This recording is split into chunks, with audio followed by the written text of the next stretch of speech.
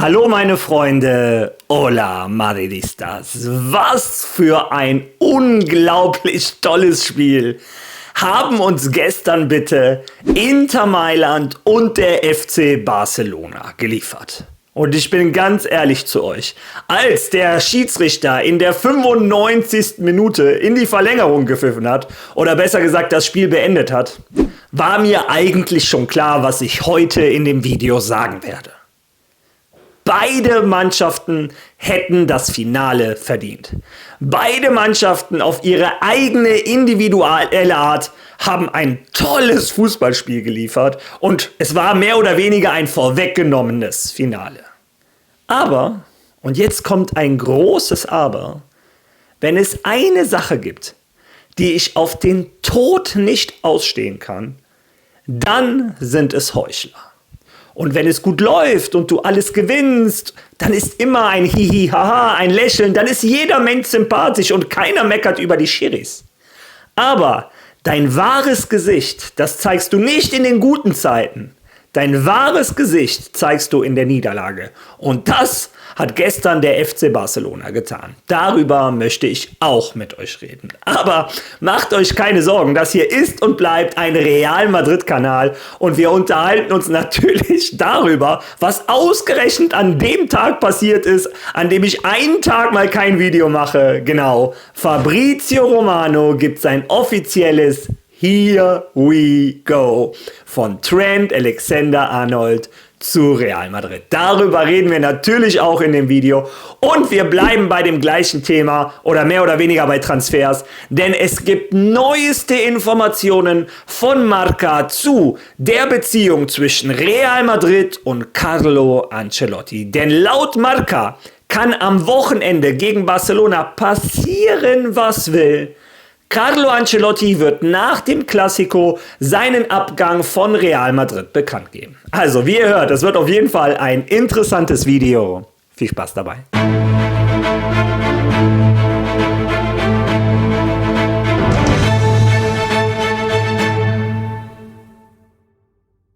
Ich will nicht viel über den Schiedsrichter reden, aber jede 50-50 Entscheidung ging an sie. Wir haben alles gegeben.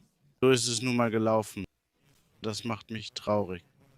Ja, das waren die Worte von Hansi Flick nach der Niederlage gegen Inter Mailand. Und viele von euch fragen sich jetzt, warte. Hat der Hansi Flick uns nicht vor 2-3 Monaten erklärt, dass man über die Schiedsrichter nicht meckern darf? Dass man so etwas nicht tut? Die Schiedsrichter haben doch Familie! Und dann gibt es jetzt einige von euch, die sich denken, Mario, beruhig dich, das war nach dem Spiel, da war der sehr, sehr wütend. Der ist mit Sicherheit danach in die Pressekonferenz gegangen und hat sich entschuldigt. Ja, hören wir mal in die Pressekonferenz von Hansi Flick. I know that everyone is disappointed, but we could be disappointed while we are out because we invest a lot of this match and came back again and I think some decisions were 50-50 always for Inter, but it's like that. And we have to accept it. It's football. And at the end, but we can be proud about our performance. And this was really, I'm proud. I'm proud of my team. We give everything. And this is sometimes it's like that. It's you feel a little bit unfair because I think some decision the referee made was really maybe not on our side but it's like that. Und das hat Hansi Flick nicht etwa auf Barca TV gemacht, wo nur die Barca-Fans das mitbekommen. Nein. Das hat Hansi Flick vor allen Medien dieser Welt getan. Über den Schiedsrichter gemeckert. Danach hat er auch noch gesagt, ich habe dem Schiedsrichter meine Meinung gesagt, dass wir verloren haben wegen seiner Fehlentscheidungen. Und jetzt frage ich mich eins. Werden die deutschen Medien sich darauf stürzen? Werden die mit der gleichen Härte diese Aussagen kritisieren, wie die Videos, die Real Madrid auf ihrem eigenen Sender machen? Oder muss Marciniak, der Schiedsrichter, erst weinend auf der Pressekonferenz etwas von seinem Sohn und der Schule erzählen? Ja, man zeigt halt sein wahres Gesicht, wie eben im Intro schon gesagt, dann, wenn man verliert. Und es war nicht nur Hansi Flick, es war auch ein Javi Martinez, der unter anderem auch einen Gegenspieler im Spiel angespuckt hat. Sieht man etwas über die Klasse von diesem Javi Martinez. Anspucken ist wirklich das Letzte. Naja, wie dem auch sei, der stellt sich nach dem Spiel hin und sagt, der Schiedsrichter wollte halt in die eine Richtung pfeifen. Da machst du nichts. Und auch ein Pedri, der liebe kleine junge Pedri, sagt, es ist nicht das erste Mal, dass wir das unter diesem Schiedsrichter erleben. Die UEFA sollte dagegen etwas tun. Also behauptet Pedri, dieser liebe kleine Junge, dass Marciniak voreingenommen ist. Und das Beste an allem ist, der macht das nach einem Spiel, als Marciniak einen Elfmeter für Inter Mailand nicht gepfiffen hat und das VAR musste ihn korrigieren. Nach einem Spiel, als er einen Elfmeter für Lamine Yamal gepfiffen hat und das VAR musste ihn korrigieren.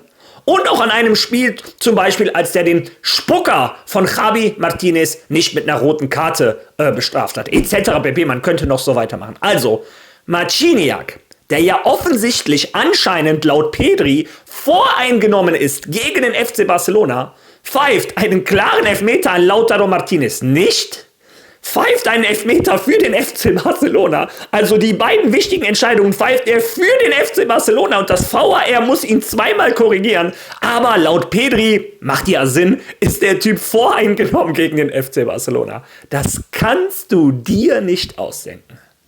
Und dieser liebe FC Barcelona, man meckert nicht über Schiris, die haben Familie, das ist unglaublich, was Madrid da macht. Die zeigen ihr wahres Gesicht. Und jetzt bin ich gespannt auf die Medien im deutschsprachigen Raum. Und wie gesagt, für mich ist das traurig, dass diese Aussagen dieses Spiel beschmutzen.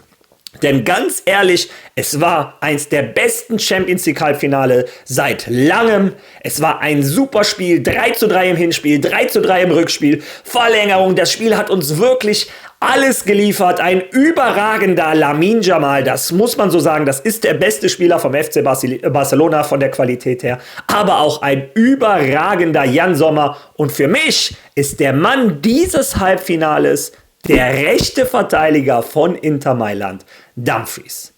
Der hat Tore gemacht, der hat Vorlagen gegeben, der hat nicht aufgehört zu ackern. Für mich die beste Performance im Halbfinale der Champions League. Ganz klar der holländische Außenverteidiger. Naja, jetzt haben wir schon Trent Alexander-Arnold, sonst hätten wir uns den Jungen holen können. Ja, denn jetzt genug vom FC Barcelona, genug von Inter Mailand, kommen wir jetzt zu Real Madrid. Und wie gesagt, kommen wir zu Trent Alexander-Arnold. Der hat in einer sehr emotionalen Ansprache seinen Abschied vom FC Liverpool angekündigt. Er saß da, die Tränen in den Augen. Man hat gesehen, wie er, glaube ich, mit 6 Jahren zum Liverpool gewechselt ist. 20 Jahre bei Liverpool. Unglaubliche Erinnerung. Man hat auch gehört, es fällt ihm schwer. Aber er möchte einfach eine neue Etappe in seinem neuen Leben, Fußballleben, in seiner Karriere aufmachen. Und diese Etappe heißt Real Madrid. Und naja, ich glaube, ein gewisser Jude Bellingham hat da auch relativ gut mitgeholfen. Wir wissen alle, das sind beste Kumpels, die waren auch schon zusammen im Urlaub relativ häufig, immer zusammen zu sehen. Und ich glaube einfach, Jude Bellingham ist der beste Agent, den Real Madrid da haben kann. Also toller Job. Und Trent Alexander-Arnold. Die Leute können ihn haten, wie sie wollen. Er ist mit der beste rechte Verteidiger in der Welt des Fußballs. Natürlich ist er nach hinten jetzt keine Bank, der ist jetzt nicht ein Ferland-Mendy in der Rückwärtsbewegung, aber nach vorne ist er für mich der beste Außenverteidiger der Welt. Sei es mit seinen Diagonalpässen, sei es mit seinen Flanken, sei es mit seinen Freistößen, mit seinen Toren. Der hat einen unglaublichen Schuss, seine Ecken. Die Standardsituationen bei Real Madrid waren in den letzten Jahren wie das Stiefkind bei Real Madrid. Wir hatten keine richtigen Standardsituationen-Experten seit einigen Jahren. Aber jetzt haben wir nächstes Jahr sowohl einen Trent Alexander-Arnold als hoffentlich auch den Stammspieler Arda Güler, die beide Spezialisten sind bei Standardsituationen. Also, ich freue mich nächste Saison auf jede Ecke, auf jeden Freistoß. Das wird die Qualität von Real Madrid enorm nach oben heben. Und ja, ein Trent Alexander-Arnold passt auch genau in das Konzept Xabi Alonso, zumindest wenn er den gleichen offensiven, attraktiven Fußball spielen lässt wie bei Bayer Leverkusen. Da wissen wir wissen alle, was ein Jeremy Frimpong und ein Grimaldo für eine Wichtigkeit in der Mannschaft hatten von Bayer Leverkusen. Und der Jeremy Frimpong von Real Madrid wird Trent Alexander-Arnold sein. Für mich ist das eine Riesenfreude und ganz ehrlich, wenn du Liverpool verlassen willst, Liverpool ist für mich Top-Tier-Fußballmannschaft auf der Welt. Aber wenn du Liverpool verlassen willst, dann gibt es nur eine Mannschaft, die eine Stufe drüber ist. Die Mannschaft, die über allen anderen in der Welt des Fußballs steht. Natürlich Real Madrid. Und das hat Fabrizio Romano auch klar gemacht. Hören wir uns mal das Statement des Italieners an. Trent Alexander-Arnold to Real Madrid. Here we go. Die Story von März 2024 ist jetzt Realität. Die Entscheidung fiel schon vor Monaten. Ich hab's euch gesagt, aber jetzt ist es offiziell. Trent Alexander-Arnold wird Real Madrid-Spieler. Die Ankündigung ist da. Trent Alexander-Arnold verlässt Liverpool. Die Sache ist durch. Trent sagt Tschüss nach einem weiteren Premier League-Titel und wechselt zu Real Madrid. Alle Papiere und Verträge werden vorbereitet. Dann wird Trent als Real Madrid-Neuzugang vorgestellt. Alles bestätigt, Deal perfekt, trotz Interesse anderer Vereine. Madrid war die einzige Option, Liverpool zu verlassen. Viele von euch wissen, was ich jetzt sage. In der Welt des Fußballs gibt es keine bessere Quelle als Fabrizio Romano. Und er hat auch klar gemacht, die Verhandlungen zwischen Real Madrid und Trent Alexander-Arnold waren die einfachsten seit Jahren. Denn Trent Alexander-Arnold hat zu Real Madrid gesagt, Leute, ihr braucht euch hier keine Sorgen machen. Ich werde mir gar keine Angebote anhören von Man City, Bayern, Paris, was auch immer. Wenn ich Liverpool verlasse, dann nur um zu euch zu kommen. Was für eine geile Aktion ist das bitte von Trent? Natürlich tut mir das leid für Liverpool. Ich mag Liverpool, ist eine sympathische Mannschaft, aber im Endeffekt bin ich Madrid-Fan. Meine Interessen liegen nun mal bei Real Madrid und als Madridista geht mir ein Herz auf, wenn ich solche Aussagen höre. Und auch zwischen Real Madrid und Liverpool ist keinerlei Beef. Im Gegenteil, Real Madrid hat im Winter Liverpool eine Notlösung angeboten und hat gesagt, Leute, damit ihr den nicht umsonst verliert, bieten wir euch jetzt 15 bis 20 Millionen, damit der noch im Winter kommen kann. Und ihr den nicht gratis verliert. Aber Liverpool hat gesagt, ey Leute, wir kämpfen noch um die Champions League, wir kämpfen um die Premier League. Nein, wir wollen den nicht verlieren, das ist ein sehr wichtiger Spieler. Absolut Respekt für Liverpool. Und Real Madrid, so wie man hört, und Liverpool sind erneut in Verhandlungen, denn offiziell läuft der Vertrag von Trent Alexander-Arnold Ende Juli in Liverpool aus.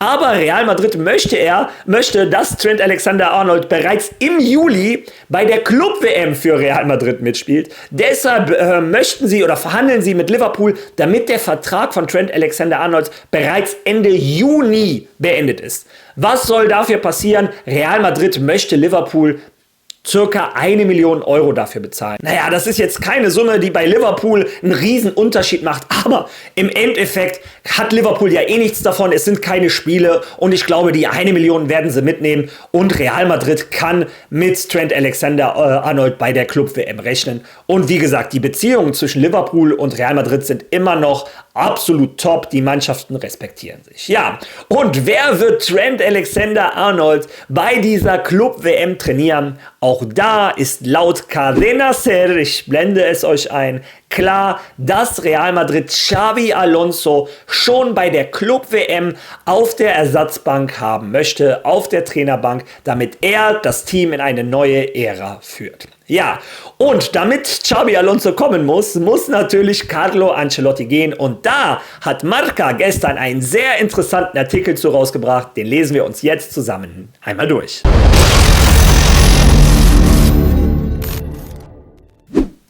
Ancelotti und Real Madrid werden ihre Trennung nach El Clasico bekannt geben. Der Trainer reist nach Brasilien und wird im Juni die Spiele gegen Paraguay und Ecuador betreuen. Carlo Ancelotti und Real Madrid werden nach El Clasico ihre Trennung bekannt geben, was auch immer passiert. Ob wir uns aus La Liga verabschieden oder Madrid wieder in den Kampf einsteigt. Der Trainer und Real Madrid haben sich bereits auf alle Einzelheiten des Abgangs geeinigt. Und laut The Athletic ist geplant, dieses zwischen dem Spiel gegen Barca und dem Spiel gegen Mallorca, das am Mittwoch um 21:30 Uhr ausgetragen wird, bekannt zu geben. Es handelt sich um eine einvernehmliche Trennung im guten Einvernehmen vor dem Wechsel des italienischen Trainers zur brasilianischen Nationalmannschaft. Denn neben der offiziellen Bekanntgabe von Ancelottis Abschied von Real Madrid gibt es noch eine weitere Neuigkeit. Der Italiener wird in Kürze Trainer Brasiliens. Nach einer verrückten Woche zwischen Carletto und dem CBF werden die bereits abgeschlossenen Verträge zwischen dem italienischen Trainer und Brasilien nun endlich offiziell. Ancelotti reist nach Rio, um dort die Spiele im Juni gegen Paraguay und Ecuador zu leiten. Deshalb arbeitet Madrid seit einigen Tagen an der Auswahl des Trainers, der die Mannschaft in den USA betreuen wird. Es wird Solari sein. Abgesehen von einer kopernikanischen Wende mit Xabi Alonso, auf den Madrid ab Juli wartet. Warum geben Ancelotti und Real Madrid so schnell ihre Trennung bekannt? Alles hängt vom Zeitplan mit Brasilien ab, das die Liste vor dem 18. Mai bekannt geben muss. Obwohl die Kaderliste normalerweise von einem technischen Komitee des CBF erteilt wird, möchten sie, dass sie von ihrem neuen Trainer Carlo Ancelotti unterzeichnet wird, der 2 Gelegenheiten haben wird, sich im Santiago Bernabéu zu verabschieden. Am 14. Mai gegen Mallorca und am 24. oder 25. Mai gegen Real Sociedad. Ja! Ihr habt es selber gehört, laut Marca wird Carlo Ancelotti nach El Clasico, und da kann passieren, was will, seinen Abschied von Real Madrid bekannt geben, damit er rechtzeitig zu seinem neuen Job nach Brasilien kommt. Und wenn ihr mich fragt, das macht Sinn. Das sind Aussagen, die zusammenpassen. Es ist logisch, dass Brasilien sagt, hör mal, du trainierst uns ab Juni, du sollst derjenige sein, der den Kader festlegt und das auch unterschreibst. Und wie gesagt, die Beziehungen zwischen Real Madrid und Ancelotti sind top. Ramon Álvarez de Mon hat gestern auch seine Information gegeben. Er hat gesagt, Real Madrid und Carlo Ancelotti trennen sich einvernehmlich. Es wird keinerlei Forderungen von irgendeiner Partei geben. Madrid muss kein Extragehalt oder irgendetwas zahlen. Quasi, wie ich es euch vor einigen Wochen schon gesagt habe auf diesem Kanal, im Endeffekt gibt Real Madrid Carlo Ancelotti die Chance, seinen Traum Brasilien zu erfüllen. Ja, wie dem auch sei. Das sind die Aktualitäten von Real Madrid. Das waren die Aktualitäten rund um die Welt des Fußballs. Und eine Sache wollte ich noch erwähnen. Dieses Spiel gestern hat uns mal wieder bewiesen, wie schwer es ist, eine Champions League zu gewinnen. Du kannst als FC Barcelona die Saison deines Lebens spielen.